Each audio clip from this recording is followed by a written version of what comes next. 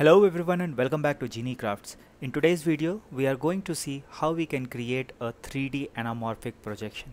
So this is a form of anamorphosis art where distorted objects, when looked into a cylindrical or a conical mirror, give the actual shape of the object. In one of my previous videos, I have already shown how to create a 2D anamorphic portrait, and today we are going to see how we can achieve the same thing with a 3D object.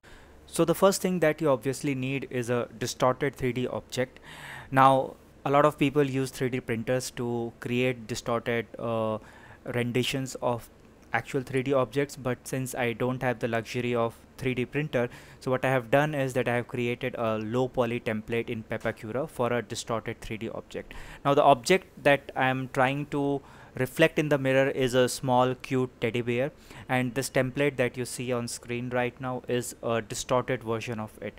So obviously, if the template is at a easy level in terms of a low poly model, the moment you distort it anamorphically, it will become extremely difficult level when you are trying to assemble the pieces.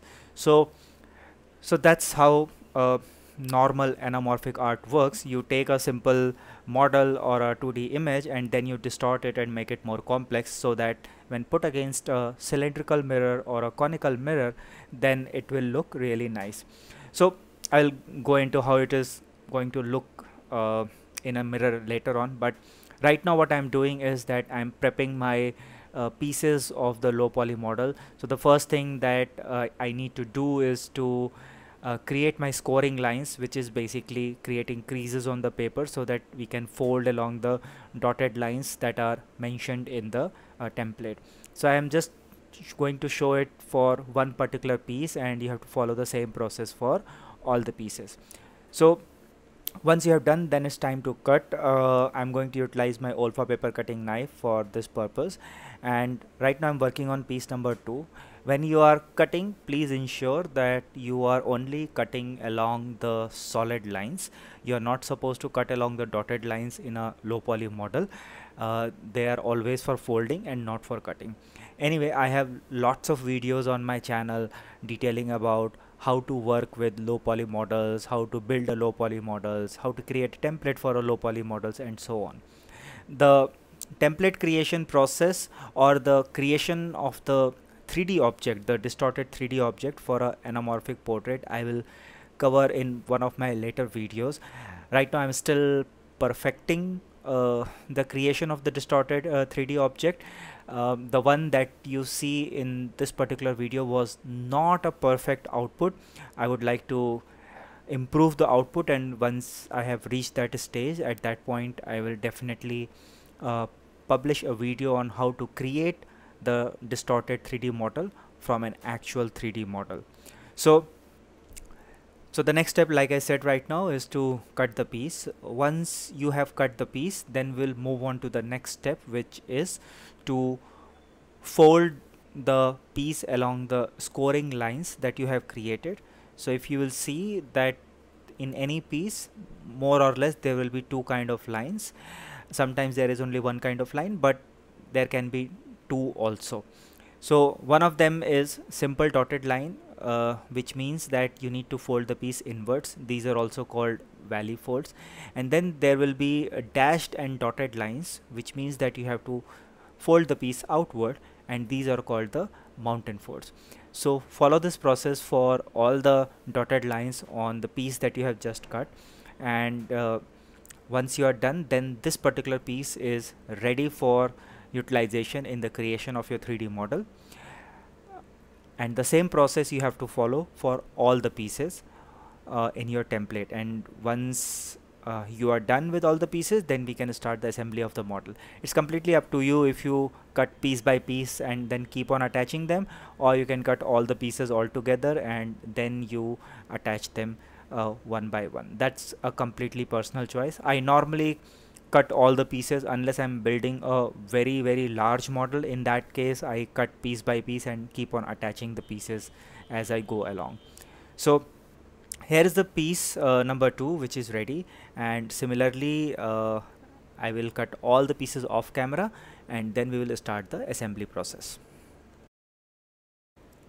So here we are with all the pieces, and normally whenever I create a template in Pepacura for a 3D model, I always sequence the pieces in such a way that they are in a logical sequence and come one after another.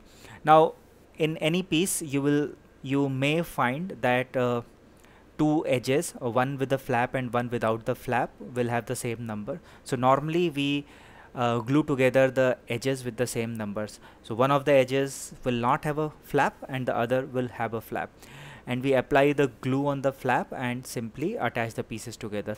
So for this specific model I am using the white PVA glue. Normally I utilize clear school glue, but since this is slightly thicker paper, I am utilizing here 120 GSM paper. If it was a normal photocopy paper, I would have gone with the school glue.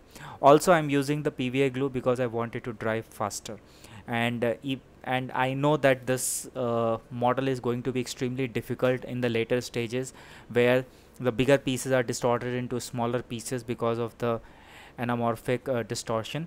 So using a white PVA glue will help me stick the pieces together easily as compared to clear school glue. So use a toothpick to apply a thin layer of glue on the flap. Do not apply too much glue, otherwise it is going to take a lot of time to dry off. Apply a thin even layer and then glue the flap with and without, and then glue the edges with and without the flap together. Always ensure that you are gluing the correct edges together, because if you by mistake glue a wrong edge, then most probably you'll have to take a printout of that piece again and start working right from the start again. So it's important that you check the numbers first before you glue. Now whole of this model is going to be simply gluing the pieces together, so I'm not going to show the entire construction of the model, but I'm definitely going to talk about some of the difficulties that I faced while creating this distorted 3D model. So there are two major issues that you are going to face when building this distorted model. First is that you will have no idea where the model is progressing, because since the model is distorted, you will have no idea where the head of the teddy bear is, or where his legs are, or where his hands are. You just have to trust that the template is going to work out in the end, and you will be able to see the final result in a mirror rather than on the actual 3D model. And the second thing that you are going to face problem is with the small pieces. As you can see that right now I'm working with very small pieces. This is a time lapse, so it's quite fast, but when I was building the model, some of the pieces were so small that it became extremely difficult to attach them. So I think it's best that if you build this model at a large scale rather than at a small scale like I built. But eventually I was able to finish the model. You could see two legs pointing out there. Then there is a face, the conical section at the top, the pointed section at the top is actually the face of the teddy bear. You are not able to recognize it. So the next stop is now to actually put this in front of a cylindrical mirror and see how the projection turns out. I can tell you right now it was not a perfect piece of work, so the projection was not very clear, but at least you'll be able to see a teddy bear shape in the mirror. So for the mirror I am going to utilize a chrome sheet. These are the sheets that people put on windows to provide a reflective surface.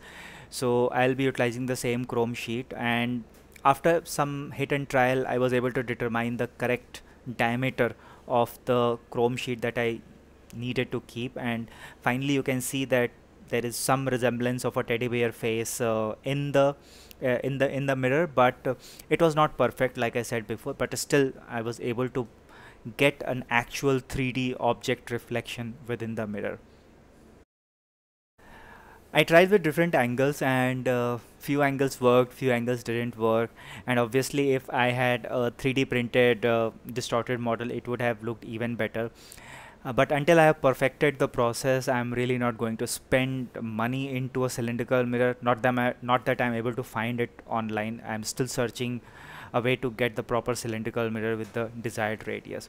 But anyway, I hope you guys found this little video interesting. If you guys liked the video, then please don't forget to hit the like button and share this video with your friends. Also do subscribe to my channel for regular videos on paper art, string arts and other forms of arts, and I will see you guys very soon in my next video. Till Till then, stay safe, take care, and bye bye.